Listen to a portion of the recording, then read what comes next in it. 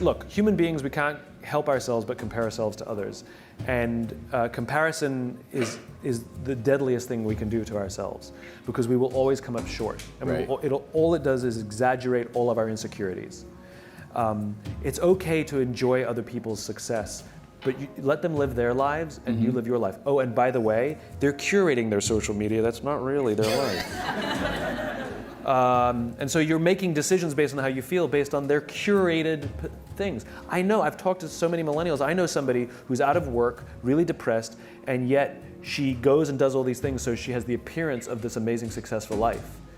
And so now she may be making those decisions based on what her friends, who knows what sort of weird, twisted, exaggerated, circle of depression this is forming. So go back to the rules of the infinite game. Your friends are there to admire. Your friends are there to say, God, I'm so happy for them. What are they doing that I can learn from? I'll give you an example. So we can all fall into this trap. So, in my business, authors and speakers and folks like us, we're all comparing ourselves to each other, and sometimes it can get silly and competitive. And there was, sometimes I go on Amazon and I check the rankings of my books to see that I still have a job. And now and then there was this one author who I hated for no reason. He's very smart. His work's incredibly good. He's incredibly well respected. I respect him, but I hate him. And I would check the rankings of his books. And when I was ahead, I'd be like, yes. And when he was ahead, I was like, right? It would drive me crazy. And I had this weird abstract competition. Same thing, right? Social media happened to be Amazon rankings. Right.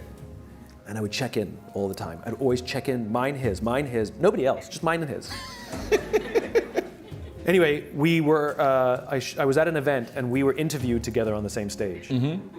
And the interviewer decided to let us introduce each other. So I went first. I had to introduce him. And this is what I said. I looked at him and I said, you make me very insecure. I said, because all of your strengths are all of my weaknesses. And every time I see you do well, it just reminds me what I'm bad at.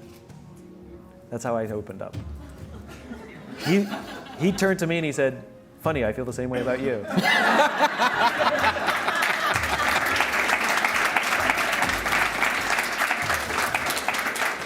And now we love each other.